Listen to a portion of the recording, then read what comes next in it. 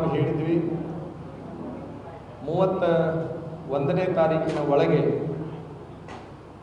ಪಕ್ಷದ ಮುಖಂಡರು ಅವರನ್ನು ಬದಲಾವಣೆ ಮಾಡುವ ವಿಚಾರ ಮಾಡಬೇಕು ಅನ್ನುವಂಥ ಮಾತನ್ನು ಹೇಳಿದ್ವಿ.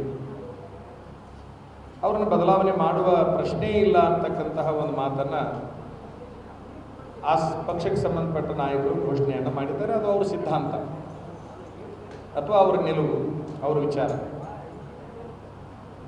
ಆದರೆ ನಾವು ನಮ್ಮ ಹೋರಾಟವನ್ನು ಬಿಡೋದಿಲ್ಲ, ಯಾವುದೇ ಒತ್ತಡಕ್ಕೆ ಮಣಿಯೋದಿಲ್ಲ, ಯಾವುದೇ ಆಮಿಷಗಳಿಗೆ ಬಗ್ಗೋದಿಲ್ಲ ಅನ್ನುವಂತಹ ಮಾತನ್ನು ನಾವು ಸ್ಪಷ್ಟಪಡಿಸಿದ್ದೇವೆ. ಜೋಶಿಯವರನ್ನು ಬದಲಾವಣೆ ಮಾಡಬೇಕು ಅಂತಕ್ಕಂತಹ ಒಂದು ವಿಚಾರದಲ್ಲಿ ಇಂದು ಧಾರವಾಡ ಮಹಾನಗರದಲ್ಲಿ ಭಕ್ತರ ಸಭೆಯನ್ನು ಕರೆಯಲಾಗಿದೆ. ಈ ಒಂದು ಭಕ್ತರ ಸಭೆಯಲ್ಲಿ ಬಹುಶಃ ಎಲ್ಲ ಸಮಾಜಗಳ ಪ್ರತಿನಿಧಿಗಳು, ಎಲ್ಲ ಸಂಘ ಸಂಸ್ಥೆಗಳ ಪ್ರತಿನಿಧಿಗಳು ಅವರೆಲ್ಲರೂ ನಮ್ಮ ಶ್ರೀಮಠದ ಆಗಿದ್ದಾರೆ. ಅವರೆಲ್ಲರೂ ಸೇರಿ ಒಂದು ತೀರ್ಮಾನವನ್ನು ಘೋಷಣೆ ಮಾಡಿದ್ದಾರೆ. ದಿಂಗಾಲೇಶ್ವರ ಮಹಾಸ್ವಾಮಿಗಳವರು ಅಂದರೆ ಫಕೀರ ದಿಂಗಾಲೇಶ್ವರ ಮಹಾಸ್ವಾಮಿಗಳವರು ಈ ಧಾರವಾಡ ಮತಕ್ಷೇತ್ರದ ಪಕ್ಷೇತರ ಅಭ್ಯರ್ಥಿ ಆಗಬೇಕು ಅಂತಕ್ಕಂತಹ ಒಂದು ವಿಚಾರವನ್ನು ಅವರು ಮುಂದಿಟ್ಟಿದ್ದಾರೆ. ರಾಜಕೀಯ ರಂಗವನ್ನು ಪ್ರವೇಶ ಮಾಡಲೇಬೇಕು ಅಂತ ತಮ್ಮ ಬೇಡಿಕೆಯನ್ನಿಟ್ಟಿದ್ದಾರೆ. ರಾಜಕೀಯ ರಂಗದ ಶುದ್ಧೀಕರಣಕ್ಕಾಗಿ ಉತ್ತರ ಭಾರತದಂತೆ ದಕ್ಷಿಣ ಭಾರತದಲ್ಲಿ ಹೊಸ ಬದಲಾವಣೆ ಬರಬೇಕು, ಈ ನಾಡಿನ ಹಿತವನ್ನು ಕಾಪಾಡಬೇಕು ಅಂತ ಹೇಳಿ ನಮ್ಮ ಮುಂದೆ ತಮ್ಮ ಮನವಿಯನ್ನು ಮಾಡಿಕೊಂಡಿದ್ದಾರೆ. ಮಠಾಧಿಪತಿಗಳ ನಿರ್ಣಯ ನಮಗೆ ಗೊತ್ತಾಗಿದೆ. ಎಲ್ಲ ಸಮಾಜಗಳ ಪ್ರತಿನಿಧಿಗಳು, ಭಕ್ತರು, ಬುದ್ಧಿಜೀವಿಗಳು, ಈ ನಾಡಿನ ಹಿರಿಯ ನೇತಾರರು, ಸಾಹಿತಿಗಳು, ಕಲಾವಿದರು, ಸಿನಿಮಾ ರಂಗದವರು ಎಲ್ಲರೂ ನಮ್ಮನ್ನು ದೂರವಾಣಿ ಸಂಪರ್ಕದಲ್ಲಿ ಮುಂದಿಟ್ಟ ಹೆಜ್ಜೆಯನ್ನು ಹಿಂದೆ ಇಡಬಾರದು ಅನ್ನುವಂತಹ ಬೇಡಿಕೆಯನ್ನು ಇಟ್ಟಿದ್ದಾರೆ. ನಾವು ಬಂದಿದ್ದು ವ್ಯಕ್ತಿಯನ್ನು ಬದಲಾವಣೆ ಮಾಡಬೇಕು, ವ್ಯಕ್ತಿತ್ವ ಸರಿ ಇರದೇ ಇರುವಂತಹ ವ್ಯಕ್ತಿಯನ್ನು ಆ ಕ್ಷೇತ್ರದಿಂದ ಬದಲಾವಣೆ ಮಾಡಬೇಕು ಅಂತ ಮಾತ್ರ ನಾವು ಬಂದಿದ್ವಿ. ನಮ್ಮಲ್ಲಿ ಯಾವುದೇ ಪಕ್ಷದ ವಿಚಾರ ಆಗಲಿ, ಜಾತಿಯ ವಿಚಾರ ಆಗಲಿ ಇಲ್ಲದೇ ಇರೋದ್ರಿಂದ ಈ ನಾಡಿನ ಜನಕ್ಕೆ ಹಿತವನ್ನು ಬಯಸದೇ ಇರುವಂತಹ ವ್ಯಕ್ತಿಗಳು ಬದಲಾವಣೆ ಆಗಬೇಕು ಅಂತ ನಮ್ಮ ಬೇಡಿಕೆಗೆ ಜನ ಏನು ಬಯಸ್ತಾ ಇದ್ದಾರೆ ಅಂದರೆ ಆ ಕ್ಷೇತ್ರಕ್ಕೆ ನೀವೇ ಬರಬೇಕು ಅನ್ನುವಂತಹ ಒಂದು ಬೇಡಿಕೆಯನ್ನು ಬಲವಾಗಿ ಇಟ್ಟಿದ್ದಾರೆ. ಬಹುಶಃ ಸುದ್ದಿ ಮಾಧ್ಯಮಗಳು ಈ ವಿಚಾರವನ್ನು ರಾಷ್ಟ್ರ ಮಟ್ಟದಲ್ಲಿ ಮುಗಿಸಿದ್ದಾವೆ. ನಾವು ಈ ಕ್ಷೇತ್ರದ ಅಭ್ಯರ್ಥಿ ಆಗಬೇಕು ಅಂತಕ್ಕಂತಹ ಒಕ್ಕೂರಲಿನ ಭಕ್ತರ ಅಭಿಪ್ರಾಯವನ್ನು ನಮ್ಮ ಶ್ರೀಪೀಠಕ್ಕೆ ಸಂಬಂಧಪಟ್ಟ ಗುರುಗಳ ಮತ್ತು ಭಕ್ತರ ಮತ್ತು ಇನ್ನೂ ವಿಶೇಷವಾದ ಕೆಲವು ಪ್ರಮುಖರು ನಮ್ಮ ಹಿಂದಿದ್ದಾರೆ.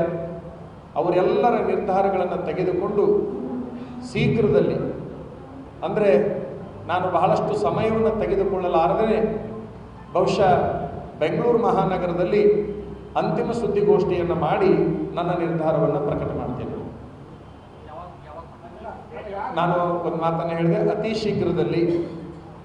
ಅಂದರೆ ಈಗ ಮಠಾಧಿಪತಿಗಳ ನಿಲುವು ಗೊತ್ತಾಗಿದೆ, ಧಾರವಾಡ ಭಕ್ತರ ನಿಲುವು ಗೊತ್ತಾಗಿದೆ.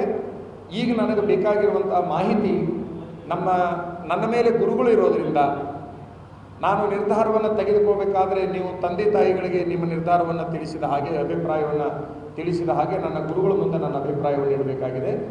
ಜೊತೆಗೆ ನನ್ನ ಮಠದ ಭಕ್ತರು ಅಂತಿದ್ದಾರೆ, ಅವರ ಮುಂದೆ ನನ್ನ ಅಭಿಪ್ರಾಯವನ್ನು ನೀಡಬೇಕಾಗಿದೆ. ಅವರು ಏನನ್ನು ನಿಲುವು ತೆಗೆದುಕೊಳ್ತಾರೆ ಅನ್ನೋದು ಬಹಳಷ್ಟು ಪ್ರಮುಖವಾಗಿರ್ತದೆ. ಅದರ ನಂತರದಲ್ಲಿ ನಾನು ತಮಗೆ ಹೇಳಿದೆ, ಈಗಾಗಲೇ ಹುಬ್ಬಳ್ಳಿಯಲ್ಲಿ ಸುದ್ದಿಗೋಷ್ಠಿ ಮಾಡಿದ್ದೇನೆ, ಧಾರವಾಡದಲ್ಲಿ ಸುದ್ದಿಗೋಷ್ಠಿ ಮಾಡಿದ್ದೇನೆ. ಅಂತಿಮ ಸುದ್ದಿಗೋಷ್ಠಿಯನ್ನು ಬೆಂಗಳೂರು ಮಹಾನಗರದಲ್ಲಿ ಕರೆದು ಶೀಘ್ರದೊಳಗೆ, ಅಂದರೆ ದಿನಾಂಕವನ್ನು ನಾನು ಹೇಳಲಿಕ್ಕೆ ಬಹುಶಃ ಕಷ್ಟ ಆದೀತು. ಆ ದಿನಾಂಕಕ್ಕಾಗಿ ತಾವು ಕಾಯಬೇಕು. ಅತಿ ಶೀಘ್ರದೊಳಗೆ ನಮ್ಮ ನಿರ್ಧಾರವನ್ನು ಬದಲಾವಣೆ ಮಾಡ್ತೇವೆ.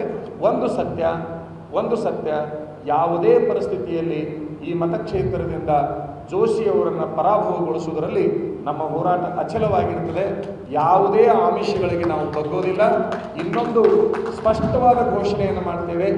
ಇಡೀ ಕನ್ನಡ ನಾಡಿನ ಜನ ಒಂದನ್ನು ತಿಳ್ಕೋಬೇಕು, ಮಠಾಧಿಪತಿಗಳು ಯಾವಾಗ ಬೆಂಡ್ ಆಗ್ತಾರೋ ಗೊತ್ತಿಲ್ಲ ಅಂತಕ್ಕಂತಹ ಮಾತನ್ನು ಆಡ್ತಾ ಇದ್ದಾರಂತೆ.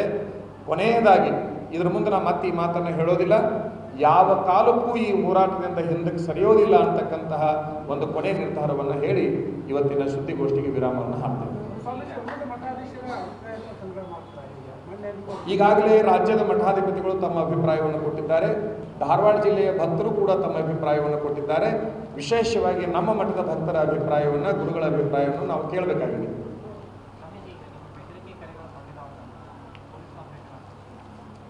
ಈಗಾಗಲೇ ಬಹಳ ವರ್ಷದಿಂದ ಅದು ನಡೆದಿದೆ. ನನಗೆ ಅಂಗರಕ್ಷಕನನ್ನು ಕೊಟ್ಟಿದ್ದಾರೆ. ಬಹುಶಃ ಇಲಾಖೆಯವರು ಇನ್ನೂ ತನಿಖೆ ಮಾಡಿಕೊಂಡು ಇನ್ನೂ ಹೆಚ್ಚಿನ ಬಂದೋಬಸ್ತನ್ನು ಕೊಡಬೇಕು ಅನಿಸ್ತಿದ್ರೆ ಕೊಡಲಿ, ಇಲ್ಲ ಅಂದರೆ ನನ್ನ ಪಾಲಿಗೆ ದೇವರಿದ್ದಾನೆ, ಭಕ್ತರಿದ್ದಾರೆ, ನಾ ಯಾವುದಕ್ಕೂ ಹೆದರಬೇಕಾದ ಅವಶ್ಯಕತೆ ಇಲ್ಲ. ಅದನ್ನು ಸಮಿತಿ ರಚನೆ ಮಾಡಿದ್ದು ಭಕ್ತರು ಮಾಡಿದ್ದಾರೆ. ಅವರು ಧಾರವಾಡ ಜಿಲ್ಲಾ ಮತಕ್ಷೇತ್ರದ ಹಿತರಕ್ಷಣಾ ಸಮಿತಿ ಅಂತೇಳಿ ಘೋಷಣೆ ಮಾಡಿದ್ದಾರೆ. ಅಂದರೆ ಧಾರವಾಡ ಜಿಲ್ಲೆಯ ಹಿತವನ್ನು ಬಯಸಬೇಕಾಗಿರ್ತಕ್ಕಂಥದ್ದು ಅವರು ನಿಲುವಾಗಿರೋದ್ರಿಂದ ಆ ಸಮಿತಿಯ ನಿರ್ಣಯಗಳು, ಆ ಸಮಿತಿಯ ಮುಖ್ಯಸ್ಥರು ಆ ಭಕ್ತರೇ ಆಗಿರ್ತಾರೆ ಅಂತಕ್ಕಂಥದ್ದನ್ನು ಹೇಳಿಕೆ. ಸ್ವಾಮೀಜಿ, ಮಂಡಿ ಸಭೆಯಲ್ಲಿ ತಮ್ಮ ಜೊತೆಲಿ ಇದ್ದಂಥ 2 ಮಠಗಳ ಸ್ವಾಮಿಗಳು, ಧಾರವಾಡದವರು, ಹುಬ್ಬಳ್ಳಿಯವರು, ಮಾರನೇ ದಿನನೇ ನಾವು ಇದಕ್ಕಾಗಲೇ ನಾವು ಉತ್ತರವನ್ನು ಕೊಟ್ಟಿದ್ದೇವೆ. ಮೊನ್ನೆ ಹುಬ್ಬಳ್ಳಿಯಲ್ಲಿ ಸುದ್ದಿಗೋಷ್ಠಿ ಮಾಡಿ ಉತ್ತರ ಕೊಟ್ಟಿದ್ದೇವೆ. ಕೂಡಿರುವ ಎಲ್ಲ ಮಠಾಧಿಪತಿಗಳನ್ನು ಒಡೆದಾಳುವ ನೀತಿಯನ್ನು ಮಾಡಿ ಮಠಾಧಿಪತಿಗಳಿಗೆ ಬಹುಶಃ ಸ್ವಾತಂತ್ರ್ಯ ರಹಿತವಾದ ಬದುಕನ್ನು ಬದುಕುವಂಥ ಕೆಟ್ಟ ಪರಿಸ್ಥಿತಿಗೆ ಮಾನ್ಯ ಜೋಶಿಯವರು ತಂದು ನಿಲ್ಲಿಸಿದ್ದಾರೆ. ಬಹುಶಃ ಸುದ್ದಿಗೋಷ್ಠಿಯಲ್ಲಿ ಸ್ವಾಮೀಜಿಯವರು ಪಾಲ್ಗೊಂಡಿದ್ದರು, ಮೀಟಿಂಗಿನಲ್ಲಿ ಪಾಲ್ಗೊಂಡಿದ್ದರು, ಅದರ ನಂತರದಲ್ಲಿ ಸುದ್ದಿಗೋಷ್ಠಿಯಲ್ಲಿ ಪಾಲ್ಗೊಂಡರು. ಎಲ್ಲ ನಿರ್ಣಯಗಳಿಗೆ ಒಮ್ಮತದ ನಿರ್ಣಯವನ್ನು ಸೂಚನೆ ಮಾಡಿದ್ದಾರೆ. ಅವರಿಗೆ ಇವರೊಂದು ಪತ್ರವನ್ನು ಬರೆದುಕೊಂಡು ಹೋಗಿ ಇದನ್ನು ಓದಲೇಬೇಕು ಅಂತೇಳಿ ಆಗ್ರಹಪೂರ್ವಕ ಓದಿಸಿದ್ದಾರೆ. ಬಹುಶಃ ಅವ್ರನ್ನ ತಾವು ಗಮನಿಸಿರಬೇಕು. ಅವ್ರು ನಾನು ಸಂಪರ್ಕ ಮಾಡಿದ್ದೆ, ನಾನು ಮಲ್ಕೊಂಡಿದ್ದೆ, ಏಕಕಾಲಕ್ಕೆ ನನ್ನನ್ನು ಎಬ್ಬಿಸಿ ಈ ಪತ್ರ ಓದಲಿಲ್ಲ ಅಂದರೆ ನಿಮ್ಮನ್ನು ಭಾಳ ತೊಂದರೆಗೆ ಸಿಲುಕಿಸಬೇಕಾಗುತ್ತೆ ಅಂದಾಗ ಅದು ಏನೈತೆ ಅನ್ನೋದು ಗೊತ್ತಿರಲಾರ್ದೆ ನೀವು ತಾವು ನೋಡಿದಿರಿ, ಪಿನ್ ಡ್ರೆಸ್ನಲ್ಲಿ ಇದ್ದಂಗಿದ್ದಾರೆ. ಅಂದರೆ ಸಹಜವಾದ ಉಡುಗೆಯಲ್ಲಿದ್ದಾರೆ. ಒಬ್ಬ ಮಠಾಧಿಪತಿ ಹೇಗೆ ಉಡುಗೆಯಲ್ಲಿರ್ತಾರೆ ಅದು ಹಂಗಿಲ್ಲ. ಆ ಪತ್ರವನ್ನು ಅವರು ಓದಿದ್ದಾರೆ. ಅದರ ನಂತರದಲ್ಲಿ ಅವರು ಏನು ಹೇಳಿದ್ದಾರೆ, ನಾನು ಹೆದರಿಕೆಯಿಂದ ಆ ಪತ್ರವನ್ನು ಓದಿದ್ದೇನೆ ಅಂತ ಹೇಳಿಬಿಟ್ಟಿದ್ದಾರೆ. ಇನ್ನು ಮುಂದೆ ರಾಜ್ಯದ ಯಾವುದೇ ಮಠಾಧಿಪತಿಗಳು ಆ ರೀತಿ ಹೇಳಿಕೆಯನ್ನು ಕೊಟ್ಟಿದ್ದೇ ಆದಲ್ಲಿ ಅವರು ಭಯಕ್ಕೆ ಒಳಗೊಂಡು ಹೇಳಿಕೆಯನ್ನು ಕೊಡ್ತಾರೆ ಅಂತಕ್ಕಂಥದ್ರೊಳಗೆ ಈಗಾಗಲೇ ನಮಗೆ ಸ್ಪಷ್ಟತೆ ಸಿಕ್ಕಿದೆ. ಸ್ವಾಮೀಜಿಯವರು ಅವ್ರ ಬಗ್ಗೆ ನನಗೆ ಅಪಾರ ಗೌರವ ಇದೆ. ನಾನು ಈಗಲೂ ಸಹಿತ ನಾವು ಜೊತೆ ಮಾತಾಡೋಕ್ಕೆ ಸಿದ್ಧ ಇದ್ದೀನಿ. ನಮ್ದು ಏನಾರು ಅಂತ ತಪ್ಪುಗಳಿದ್ದನ್ನು ತಿಳ್ಕೊತೀನಿ ಅಂತ ಕೇಂದ್ರ ಸಚಿವರು ಹೇಳಿದ್ದಾರೆ. 10 ವರ್ಷ ಅವರೊಂದಿಗೆ ನಾನು ಮಾತಾಡಿದ್ದೇನೆ. ಇದು ನಾನು 10 ವರ್ಷಗಳ ಹಿಂದೆ ಅವರಿಗೆ ಅತ್ಯಂತ ಆತ್ಮೀಯರಾಗಿರ್ತಕ್ಕಂಥ ಕಾರ್ಯಕರ್ತರನ್ನು ಕರೆದು ಮಧ್ಯರಾತ್ರಿ 1 ಗಂಟೆಯವರೆಗೆ ಸಂಸದರಿಗೆ ಹೇಳ್ರಿ, ಸರಿಯಾದ ಕ್ರಮ ಅಲ್ಲ, ಈ ರೀತಿ ಚುನಾವಣೆಗೆ ಜನರನ್ನ ಮಠಾಧಿಪತಿಗಳನ್ನು ಬಳಸಿಕೊಂಡು ಆನಂತರದಲ್ಲಿ ವ್ಯತಿರಿಕ್ತ ನಡೆಯನ್ನು ಅವ್ರು ನಡಿಬಾರ್ದು, ಅವರಿಗೆ ತಿಳಿಸಿ ಹೇಳಬೇಕು ಅಂತ ಭಾಳಷ್ಟು ಕಾರ್ಯಕರ್ತರಿಗೆ ನಾನು ಹೇಳಿದ್ದೇನೆ. ಉದಾಹರಣೆಗಾಗಿ ಮಾಜಿ ಮೇಲ್ಮನೆ ಸದಸ್ಯರಾಗಿರ್ತಕ್ಕಂಥ ಮಠದಲ್ಲಿರುವುದರಿಂದ ನಾನು ಜಾತಿ ಮತ್ತು ಪಕ್ಷವನ್ನು ಎಲ್ಲೂ ಕೂಡ ತಲೆಯಲ್ಲಿ ಇಟ್ಟುಕೊಂಡಿಲ್ಲ ಅನ್ನೋದನ್ನ ನಮ್ಮ ಗಮನಕ್ಕೆ ನಾನು ತರಲಿಕ್ಕೆ ಇಷ್ಟಪಡ್ತೇನೆ. ಯಾಕಂತಂದ್ರೆ ಆ ಪಕ್ಷದವರು ಹಚ್ಚಿರಬೇಕು, ಈ ಪಕ್ಷದವರು ಹಚ್ಚಿರಬೇಕು ಸ್ವಾಮಿಗಳು ಹೋರಾಟಕ್ಕೆ ಅಂತ ಹೇಳಿ ಒಂದಿಷ್ಟು ಸಾಮಾಜಿಕ ಜಾಲತಾಣಗಳಲ್ಲಿ ಹರಿಬಿಟ್ಟಿರೋದ್ರಿಂದ ಈ ಮಾತನ್ನು ಹೇಳ್ತೇನೆ. ಜಾತಿ ಪರವಾದ, ಪಕ್ಷದ ಪರವಾದ ಹೋರಾಟ ನಮ್ದಲ್ಲ, ಒಬ್ಬ ವ್ಯಕ್ತಿಯ ನಡೆಯ ವಿರುದ್ಧ ನಮ್ಮ ಹೋರಾಟ ಇದೆ ಅಂತಕ್ಕಂಥದ್ದನ್ನ ಬಹಳ ಸ್ಪಷ್ಟವಾಗಿ ಹೇಳಲಿಕ್ಕೆ ಇಷ್ಟಪಡ್ತೇನೆ ಅಂತಕ್ಕಂಥದ್ದು. ಜೋಶಿ ಅವರನ್ನ ನಾವು ಕೂಡ ಬಹಳ ಪ್ರೀತಿ ಮಾಡಿದ್ದೀವಿ, ತಿಳುವಳಿಕೆಯಿಂದ ಪ್ರೀತಿ ಮಾಡಿದ್ದೀವಿ ಅಂತ ನಮ್ಗೆ ಈಗ ಅನಿಸಿದೆ. ನಾವು ಕೆಲವು ಸಾರಿ ಹಂಗೆ ಮಾಡಿಬಿಡ್ತೀವಿ. ವ್ಯಕ್ತಿತ್ವ ನಮಗೆ ಗೊತ್ತಿರೋದಕ್ಕೆ ನಾವು ಸಹಜವಾಗಿ ಪ್ರೀತಿ ಮಾಡಿಬಿಡ್ತೀವಿ. ನಾವು ಕೂಡ ಈ ನಾಡಿನ ಜನ ಅವರು ಪ್ರೀತಿ ಮಾಡಿದ ಹಾಗೆ ನಾವು ಕೂಡ ಪ್ರೀತಿ ಮಾಡಿದ್ದೀವಿ. ಆ ಪ್ರೀತಿ ಮಾಡಿದ ನಂತರದಲ್ಲಿ ಬಹಳಷ್ಟು ತಿಳುವಳಿಕೆಯನ್ನು ನಾವು ಹೇಳಿದ್ದೀವಿ. ಆದರೆ ಯಾವ ತಿಳುವಳಿಕೆಗಳು ಕೂಡ ಕಾರ್ಯಕರ್ತರ ಮೂಲಕ ಹೇಳಿಸಿದಾಗ, ಅವರಿಗೂ ಕೂಡ ಸೂಚನೆಯನ್ನು ನೇರವಾಗಿ ಕೊಟ್ಟಾಗ, ಆ ವಿಚಾರಗಳಿಗೆ ಬೆಲೆ ಸಿಗದೇ ಇದ್ದಾಗ ನಾವು ನಮ್ಮ ಹೋರಾಟವನ್ನ ಘೋಷಣೆ ಮಾಡಿದ್ದೇವೆ ಅಂತಕ್ಕಂಥದ್ದನ್ನು ಕೂಡ ತಮ್ಮ ಗಮನಕ್ಕೆ ನಾನು ತರಲಿಕ್ಕೆ ಇಚ್ಛಾಪಡ್ತೇನೆ ಅಂತಕ್ಕಂಥದ್ದನ್ನು ಹೇಳ್ತಾ, ಇನ್ನೊಂದು ಅಂತಂದ್ರೆ ಏನಾಯಿತು ಧಾರವಾಡ ಜಿಲ್ಲೆಯಲ್ಲಿ 20 ವರ್ಷ ಅಂತಂದ್ರೆ ಜೋಶಿ ಅವರನ್ನ ಸಮಾಜಗಳು ಗೆಲ್ಲಿಸಿದ್ರು. ಆದ್ರೆ ಸೋತಿದ್ದೆ ಅಂದ್ರೆ ಯಾರು ಗೆಲ್ಲಿಸಿದ್ರಲ್ಲ ಅವ್ರು ಸೋತರು, ಯಾರು ಗೆದ್ದಲ್ಲ ಅವ್ರು ಒಬ್ಬರ ಗೆದ್ದರು ಅಂತಕ್ಕಂಥದ್ದು ನಮ್ಮ ಭಾವನೆಯಾಗಿದೆ. ಇದು ಆಗಬಾರದು ಅಂತಕ್ಕಂಥದ್ದು ನಮ್ಮ ಸ್ಪಷ್ಟವಾದ ನಿಲುವಾಗಿತ್ತು ಅಂತಕ್ಕಂಥದ್ದನ್ನ ಈ ಸಂದರ್ಭದಲ್ಲಿ ಹೇಳ್ತಾ, ಇಂತಹ ಒಂದು ಹೋರಾಟಕ್ಕೆ ನನಗೆ ಸ್ಫೂರ್ತಿ ಯಾರು ಅಂತಂದ್ರೆ ಮೊದಲನೇದಾಗಿ ಬಸವಣ್ಣನವರು ಅಂತಕ್ಕಂಥದ್ದನ್ನ ಈ ಸಂದರ್ಭದಲ್ಲಿ ತಮ್ಮೆಲ್ಲರ ಗಮನಕ್ಕೆ ನಾನು ತರಲಿಕ್ಕೆ ಇಚ್ಛಾಪಡ್ತೇನೆ ಅಂತಕ್ಕಂಥದ್ದು. ತಮಗೊಂದು ಹೇಳೋದು ಅಂತಂದ್ರೆ, ಯಾಕೆ ಇವ್ರ ವಿರುದ್ಧ ನಾವು ಹೋರಾಟಕ್ಕೆ ಬಂದ್ವಿ? ಕೇಂದ್ರ ಸಚಿವರ ವಿರುದ್ಧ ಅಷ್ಟು ದೊಡ್ಡ ಮಟ್ಟಕ್ಕೆ ಬೆಳೆದಿರ್ತಕ್ಕಂಥವರ ವಿರುದ್ಧ ನಾವು ಯಾಕೆ ಹೋರಾಟಕ್ಕೆ ಬಂದ್ವಿ ಅಂದ್ರೆ, ಉದಾಹರಣೆಗಾಗಿ ನಮ್ಮ ಭಾಗಕ್ಕೆ 3 ಜನ ಲಿಂಗಾಯತರನ್ನ ಇವರು ನಿನ್ನ MP ಮಾಡ್ತೀನಿ, ನಿಂಗೆ ಟಿಕೆಟ್ ಕೊಡಿಸ್ತೀನಿ ಹೋಗಂತ ಹೇಳಿ ನಾ ಹೆಸರು ಹೇಳಲಿಕ್ಕೆ ಇಚ್ಛಪಡ್ತೇನೆ. ಅದು ಸರಿಯೋ ತಪ್ಪು ಅದು ಸಮಾಜಕ್ಕೆ ಬಿಟ್ಟಿದ್ದು. ಡಾಕ್ಟರ್ ನಾಲ್ವಾಡ್ ಅಂತೇಳಿ ಪ್ರಸಿದ್ಧ ವೈದ್ಯರು, ಅವರು ಬೇರೆ ಒಂದು ಪಕ್ಷದಲ್ಲಿದ್ದು 2 ಸರಿ ಪರಾಭವಗೊಂಡಿದ್ರು. ಅವ್ರಿಗೆ ಆಮಿಷವನ್ನು ತೋರಿಸಿ ನನ್ನ ಹತ್ರ ಬಂದಲ್ಲಿ ಶಾಸಕ ಆಗುತ್ತೀನಿ ಅಂತ ಒಂದು ಮಾತನ್ನ ಹೇಳಿ ಇದೇ ಕೇಂದ್ರ ಸಚಿವರು ಒಬ್ಬ ಪ್ರಸಿದ್ಧ ವೈದ್ಯರನ್ನ ತಮ್ಮ ತಾಬಾ ತೆಗೆದುಕೊಳ್ತಾರೆ, ತಮ್ಮ ಚುನಾವಣೆಗೆ ಅವರನ್ನು ಬಳಸಿಕೊಳ್ತಾರೆ. ಅದರ ನಂತರದಲ್ಲಿ ಅವ್ರಿಗೆ ಆಮಿಷ ತೋರಿಸ್ತಾರೆ, ನಿನ್ನನ್ನ ಧಾರವಾಡ ಜಿಲ್ಲಾ MP ಮಾಡ್ತೀನಿ, ನೀವು ಪ್ರಚಾರ ಮಾಡೋದು. ಅವರು ಕೋಟೆಗಟ್ಟಲೆ ಹಣವನ್ನ ಅಲ್ಲಿ ವರ್ಷದುದ್ದಕ್ಕೂ ಪ್ರಚಾರ ಮಾಡಿ ಕಳ್ಕೊಳ್ತಾರೆ. ನಾನು ಅವ್ರಿಗೆ ಬಹಳ ಸ್ಪಷ್ಟವಾಗಿ ಹೇಳಿದ್ದೆ, ಡಾಕ್ಟ್ರೆ ನಿಮ್ಗೆ ಯಾರು ಕಳಿಸ್ಯಾರೆ? ಕೇಂದ್ರ ಸಚಿವರು ಕಳಿಸಿದ್ದಾರೆ, ಜೋಶಿ ಅವರು. ನಿಮ್ಗೆ ಮೋಸ ಮಾಡ್ತಾರೆ, ಅವರನ್ನ ನಂಬಬೇಡ್ರಿ ಅಂತ ನಾನು ತಿಳಿಸಿ ಹೇಳಿದ್ದೆ. ಆದ್ರೆ ಅವ್ರು ನಾನು ನಂಬಲಿಲ್ಲ, ಅವ್ರನ್ನ ನಂಬಿದ್ರು. ಮುಂದೆ ನೀವು ಹೇಳ್ಬೇಕಾ ಅಂತ ಹೇಳಿದ್ರು. ನೀವು ಯಾರು ಮೊದಲು ತಿಳ್ಕೊಳ್ಳೋದಂಗಲ್ಲ, ಭಾರತದವರು ದುಃಖ ಅನುಭವಿಸಿದ ಮೇಲೆ ತಿಳ್ಕೊಳ್ಳೋರು ನಿಮ್ಮ ಮನೆ ಬರಬೇಕಾಗೈತಾ, ಏನು ಮಾಡೋಕ್ಕಾಗಲ್ಲ ಅಂತ. ಇನ್ನೊಬ್ಬರು ಅಂಗಡಿಯವರು ಬಂದಿದ್ರು, ಅವರು ಅದನ್ನೇ ಹೇಳಿದ್ರು. ಕಾಂತೇಶ್ ಅಂತೇಳಿ ಒಬ್ಬರು ಬಂದಿದ್ರು. ಆ ಕಾಂತೇಶ್ ಅವರಿಗೂ ಕೂಡ ನಾನು ಹೇಳಿದೆ, ನಿಮ್ಗೆ ಯಾರು ಕಳಿಸ್ಯಾರ? ನಮ್ಮನ್ನ ಹಿಂಗ ನಾಯಕರೆಲ್ಲರೂ ಕೂಡಿ ಕಳಿಸಿದ್ದಾರೆ, ನಮ್ಮ ಹಿಂದೆ ಜೋಶಿ ಅವರು ಇದ್ದಾರೆ ಅಂತ ಒಂದು ಮಾತನ್ನು ಅವ್ರು ಹೇಳಿದ್ರು. ನಾನು ಅವ್ರ ತಂದೆಯವರಿಗೆ ಬಹಳ ಆತ್ಮೀಯನಾಗಿರೋದ್ರಿಂದ, ಈಶ್ವರಪ್ಪನವರಿಗೆ ನಾನು ಆತ್ಮೀಯನಾಗಿದ್ದರಿಂದ, ನೀನು ಇದ್ರೊಳಗೆ ನಂಬಿಕೆ ಇಡಬಾರ್ದಮ್ಮ, ನಿನಗೆ ಮೋಸ ಮಾಡ್ತಾರ ಅಂತ ನಾನು ಅದಕ್ಕೂ ಕೂಡ ಹೇಳಿದ್ದೆ. ನಮ್ಮ ಮೋಸ ಆಗೋದು ಸ್ವಾಮೀಜಿ ಮಾತು ಕೊಟ್ಟಿದ್ದಾರೆ ಅಂತ ಒಂದು ಮಾತನ್ನು ಹೇಳಿದ್ರು. ಅದರ ನಂತರದಲ್ಲಿ ಹಿರಿಯರಾಗಿರ್ತಕ್ಕಂಥ ಈಶ್ವರಪ್ಪನವರು ಮಾಧ್ಯಮದಲ್ಲಿ ನಾನು ಗಮನಿಸಿದ್ದನ್ನೇ ಹೇಳ್ತೇನೆ. ಇವರು ಹುಬ್ಬಳ್ಳಿ ಮನೆಗೆ ಬಂದು ಇವ್ರಿಗೆ ಕಾಲಿಗೆ ಬಿದ್ದರು, ಮನಸ್ಸು ಸಲುವಾಗಿ. ಇವರು ಕಾಲಿಗೆ ಬಿದ್ದರೂ ಕೂಡ, ಇವರಿಗೆ ಕೈ ಮುಗಿದ್ರು ಕೂಡ ಇವರು ಸತ್ಯವನ್ನು ಹೇಳಲಿಲ್ಲ. ಆದ್ರೆ ಅವರಿಗೂ ಕೂಡ ಮೋಸವನ್ನ ಮಾಡಿದ್ರು. ಯಾವ ರೀತಿ ಆಟ ಆಡ್ತಾರಂದ್ರೆ, ನಮಗೆ ಗೊತ್ತಿರಲಿ, ಅವರನ್ನ ನಂಬಿಸಿ ಮುಂದುವರಿಸಿ ಅವರಿಗೆ ಮೋಸ ಮಾಡಿ ಆ ಮೋಸದ ಪಟ್ಟವನ್ನ ಬೇರೆಯವರಿಗೆ ಕಟ್ಟುವ ಕೆಲಸವನ್ನ ಇವರು ಮಾಡ್ತಾರೆ ಅನ್ನೋದ್ರೊಳಗ ಏನು ಮಾತೇ ಇಲ್ಲ ಅಂತ ಗೊತ್ತಿದೆ. ಈಶ್ವರಪ್ಪನವ್ರನ್ನ, ಅವರ ಮಗನನ್ನ ಕುಂದ್ರಿಸಿಕೊಂಡು ನಾನು ಲಿಖಿತವಾಗಿ ಬರೆದು ಕೊಡ್ತೇನೆ, ನಿಮಗೆ ಮೋಸ ಮಾಡ್ತಾರೆ ಅಂತ ಹೇಳಿ ಲಿಖಿತವಾಗಿ ಬರೆದು ಕೊಡ್ತೇನೆ ಅಂದ್ರೆ, ಇಲ್ಲ ಸ್ವಾಮೀಜಿ ನನ್ನನ್ನು ನಂಬ್ರಿ, ನಾನು ಸುಮ್ಮನೆ ನಂಬೋದಿಲ್ಲ, ನನಗೆ ಮಾತು ಕೊಟ್ಟಿದ್ದಾರೆ, ನನಗೆಲ್ಲ ನಾಯಕರು ನನ್ನ ಜೊತೆಗಿದ್ದಾರೆ ಅನ್ನುವಂತ ಮಾತನ್ನ ಹೇಳಿದಾಗ, ಆಗಲಿ ನಿಮ್ಮ ಹಣೆ ಬರ ಅಂತ ನಾನು ಇಷ್ಟ ಹೇಳಿದೆ, ಬೇರೆ ಏನು ಹೇಳಕ್ಕಾಗಲಿಲ್ಲ. ಬಹಳ ದುರಂತ ಅಂದ್ರೆ ಏನು ನಡೆದಿದೆ ರಾಜ್ಯದೊಳಗಂತಲೂ ಒಂದು ಕಥೆ ಇತ್ತು ನಮ್ಮೊಳಗ. 1 ಕೋಟಿ ಒಳಗಿನ ಬೆಳ್ಳಿಯನ್ನು ತಿಂದು ಹೊರಗಿನ ಹೋದ ಮಾಡಿ ಒರೆಸಿ ಹೋಗ್ಬಿಟ್ಟಿರ್ತದೆ. ಆದ್ರೆ ಮನೆ ಮಾಲಕರು ಬಂದು ಹಗ್ಗ ಕಟ್ಟಿಕೊಂಡು ಬಿದ್ದುಕೊಂಡಿರುವಂತಹ ಆ ಓದ ಏನಿತ್ತಲ್ಲ, ಅದರ ಬಾಯಿಗೆ ಒರೆಸಿ ಬೆನ್ನಿ ನೋಡಿ ಒಳಗಿನ ಬೆನ್ನಿ ಹೋಗಿ ಇದ ತಿಂದೈತಿ ಅಂತ ಹೇಳಿ ಎಷ್ಟು ಬಡದಿದ್ರು ಹೋದಕ್ಕಂತಂದ್ರೆ ಲೆಕ್ಕ ತಪ್ಪಿ ಬಡದಿದ್ರು ಅಂತ. ತಿಂದಿದ್ದು ಯಾವುದು ಕೋತಿ, ಮಾರಿ ಒರೆಸಿಕೊಂಡು ಹೊಡಿಸಿಕೊಂಡಿದ್ದು ಯಾವುದು ಹೋದ. ಇದೊಂದು ನೀತಿ ಕತೆ ನಮ್ಮ ದೇಶದೊಳಗೆ. ಹಂಗ ಇವ್ರು ಏನ್ ಮಾಡ್ತಾರೆ ಅಂತಂದ್ರೆ, ಏನು ಬೇಕಾದ ರಾಜ್ಯದೊಳಗೆ ಎಲ್ಲ ಪಾಪ ಕಾರ್ಯಗಳನ್ನು ಮಾಡಿ ಅದನ್ನ ಬೇರೆಯವರಿಗೆ ತಲೆಗೆ ಕಟ್ಟುವಂತ ಕೆಲಸವನ್ನು ಇವರು ಮಾಡಿದ್ದಾರೆ. ಅದು ನನಗೆ ಚೆನ್ನಾಗಿ ಗೊತ್ತಿದೆ ಅಂತಕ್ಕಂಥದ್ದನ್ನ ಈ ನಾಡಿನ ಜನರ ಮುಂದೆ ನಾನು ಹೇಳಬೇಕಾಗಿದೆ ಅನ್ನುವಂಥದ್ದು. ಹೀಗೆ ಬಹಳಷ್ಟು ವಿಚಾರಗಳನ್ನ ಇವರು ಮಾಡ್ತಾ ಬಂದಿದ್ದಾರೆ. ಕೇವಲ ಲಿಂಗಾಯತರಿಗಂತಲ್ಲ, ಈ ಭಾಗದ ಲಿಂಗಾಯತ ನಾಯಕರೆಲ್ಲ ನಾಶ ಆಗಿದ್ದಾರೆ. ಈ ಭಾಗದಾಗ ಚಂದ್ರಶೇಖರ್ ಗೋಕಾಕ್ ಅಂತಕ್ಕಂಥ ಒಬ್ಬ ದಲಿತರು, ಅವರು ರಾಜಕೀಯವಾಗಿ ಅಧಪತನಗೊಂಡು, ಹಾಲಹಳ್ಳಿ ವೀರಭದ್ರಪ್ಪ ಹಾಲಹಳ್ಳಿ ಅಂತಕ್ಕಂಥವ್ರು ಅಧಪತನಗೊಂಡು, ಹೀಗೆ ಬಹುಸಂಖ್ಯಾತರು ಇವರ ಹೊಡೆತಕ್ಕೆ ನುಚ್ಚು ನೂರಾಗಿದ್ದಾರೆ. ನಿಮ್ಗೆ ಇನ್ನೊಂದು ಮಾತನ್ನು ಹೇಳೋದು ಅಂತಂದ್ರೆ, ಯಾವುದೇ ಒಬ್ಬ ವ್ಯಕ್ತಿ ಒಂದು ಸಾರಿ ಮಾತ್ರ ಶಾಸಕ MLC ಆಗಿರ್ಬೇಕೇ ಹೊರತಾಗಿ ಇವರು ಮುಂದೆ ಯಾರು ಬಹು ಅವಧಿಗಳವರೆಗೆ ಮುಂದುವರಿಬಾರದು ಅನ್ನುವಂಥ ಮನಸ್ಥಿತಿ ಇವ್ರಿಗಾಗಿದೆ ಅಂತಕ್ಕಂಥದ್ದು. ಇವರೊಬ್ಬರು ಮಾತ್ರ ಯಾವಾಗಲೂ ಬಹುಮಟ್ಟದ ನೀರಿನಲ್ಲಿ ಆರಿಸಿ ಬರಬೇಕು, ಉಳಿದವರೆಲ್ಲ 1-2 ಅವಧಿಗೆ ಅವರು ಸರ್ಕೊಂಡು ಹೋಗ್ಬಿಡ್ಬೇಕು ಅಂತಕ್ಕಂಥದ್ದು.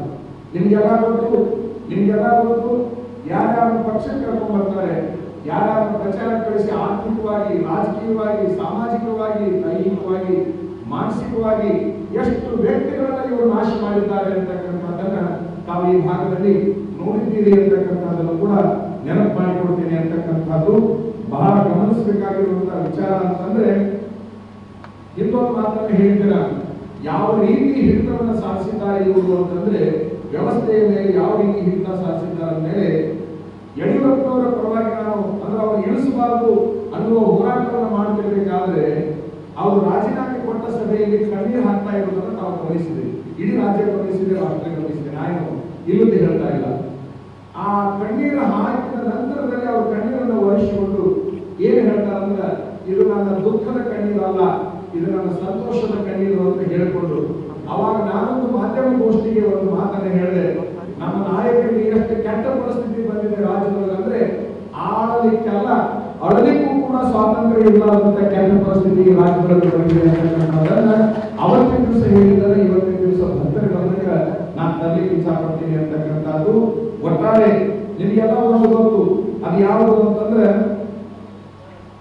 ಇನ್ನೂ ಒಂದು ಕಡೆಗೆ ನಮ್ಮ ಸಮಾಜದವರು ಬೇರೆ ಸಮಾಜದವರಂತ ಅಂತೇನಿಲ್ಲ, ಎಲ್ಲ ಸಮಾಜದವರನ್ನ ಯಾವುದೇ ಒಬ್ಬ ವ್ಯಕ್ತಿಯ ನಾಶಕ್ಕೆ ಅಪಪ್ರಚಾರಕ್ಕೆ ಒಗಲಿಕ್ಕೆ ಇವರು ಹಚ್ತಾರೆ. ನಾನು ಹೆಸರು ಹೇಳಲಿಕ್ಕೆ ಇಚ್ಛಪಡೋದಿಲ್ಲ. ಯಾರು 15 ವರ್ಷಗಳ ಹಿಂದೆ ಕೇಂದ್ರ ಮಂತ್ರಿ ಆಗಿದ್ರಲ್ಲ, 15 ವರ್ಷಗಳ ಹಿಂದೆ ಕೇಂದ್ರ ಮಂತ್ರಿ ಆಗಿದ್ರಲ್ಲ, ಇವತ್ತಿನ ದಿವಸ ಅವರು ಶಾಸಕರು. ಅವ್ರ ಪರಿಸ್ಥಿತಿಯಲ್ಲಿ ಬಂದದಪ್ಪ ಅಂತಂದ್ರೆ ಇವರು ಹೇಳಿಕೊಟ್ಟಿದ್ದನ್ನ ಒದರುವ ಪರಿಸ್ಥಿತಿ ಬಂದಕ್ಕೆ ಹೊರತಾಗಿ ಬೇರೆ ಯಾವ ಪರಿಸ್ಥಿತಿಗಳು ಇವತ್ತು ಅವರಿಲ್ಲ. ಇದು ನಿಮ್ಗೆ ಬಹಳ ಸ್ಪಷ್ಟವಾಗಿ ಗೊತ್ತಿದೆ. ಯಾರ ವಿರುದ್ಧ ಹೋಗಿರ್ತಾರೋ ಆ ಪಕ್ಷದ ನಾಯಕರ ವಿರುದ್ಧ ಹೋಗಿರ್ತಾರೆ. ಇಡೀ ರಾಷ್ಟ್ರದಲ್ಲಿ ಪಕ್ಷ ವಿರೋಧಿ ಚಟುವಟಿಕೆಗಳನ್ನ ಮಾಡತಕ್ಕಂಥವ್ರನ್ನ ಸೋಮಣ್ಣ ಬೇವಿನ ಮರದವರು ಅವತ್ತು ನಮ್ಮ ಹತ್ರ ಬಂದಿದ್ರು. KMF ಅಧ್ಯಕ್ಷರಾಗಿರ್ತಕ್ಕಂಥ ಬಸವರಾಜ ಅರಕೊಂಡವ್ರು ನಮ್ಮ ಹತ್ರ ಬಂದಿದ್ರು. ಹಾವೇರಿಯ ಪ್ರಮುಖರಾಗಿರ್ತಕ್ಕಂಥ ನಾಗೇಂದ್ರ ಕಡಕೋಳ್ ನಮ್ಮ ಹತ್ರ ಬಂದಿದ್ರು 10 ವರ್ಷಗಳ ಹಿಂದೆ. ತಮಗೊಂದು ಆಶ್ಚರ್ಯದ ಮಾತನ್ನೇ ಹೇಳ್ತೇನೆ, ನಿಮ್ಮ ಸಂಸದರು ಕೆಲಸ ಮಾಡೋದಿಲ್ಲ, ಯಾಕೆ ಸುಮ್ಮನೆ ಅವ್ರನ್ನ ಬೆನ್ನು ಹತ್ತಿದ್ದೀರಿ, ಅವರು ಚುನಾವಣೆಗೆ ಎಲ್ಲರನ್ನ ಬಳಸಿಕೊಳ್ತಾರೆ ಅಂತ ಅವತ್ತಿನ ದಿವಸ ನಾವು 10 ವರ್ಷದಿಂದ ವಾದ ಮಾಡಿದ್ವಿ. ಈಗೇನು ಕೆಲಸ ಆಗಬೇಕಾಗಿದೆ ಹೇಳ್ರಿ, ನಾವದೀವಲ್ಲ, ಅವ್ರ ಸಂಪರ್ಕಕ್ಕೆ ಬಂದಿಲ್ಲ ಅನ್ನುವಂಥ ಮಾತನ್ನು ಹೇಳಿದ್ವಿ. ಅವತ್ತಿನ ದಿವಸ ಅವರಿಗೆ ನಾವು 3 ಮಂದಿಗೆ ಹೇಳಿದ್ದೇನು ಅಂದರೆ, ಹಾಗಾದರೆ ನಿಮ್ಮ ಸಂಸದರು ಕೆಲಸ ಮಾಡ್ತಾರೆ ಅನ್ನೋದಾದ್ರೆ ಅವ್ರದ್ದು ಒಂದು ಅನುದಾನ ಇರ್ತದೆ. ಹುಬ್ಬಳ್ಳಿ ಒಳಗೆ ಒಂದು ರುದ್ರಾಕ್ಷಿ ಮಠ ಅಂತಿದೆ, ಅದು ಭಾಳ ಹೀನ ಸ್ಥಿತಿ ಒಳಗೆ ಬಂದಿದೆ, ಹಳೆ ಕಟ್ಟಡ. 2 ತಿರುಮಠ ಇದೆ. ಅದರ ನಂತರದಲ್ಲಿ ನವಲಗುಂದದೊಳಗೊಂದು ಗವಿ ಮಠದ ಕಟ್ಟಡ ನಡೆದಿದೆ. ಈ 3 ಕಟ್ಟಡಗಳಿಗೆ ಅನುದಾನ ಕೊಡಿಸ್ರಿ ನೋಡೋಣ ಅಂದೆ.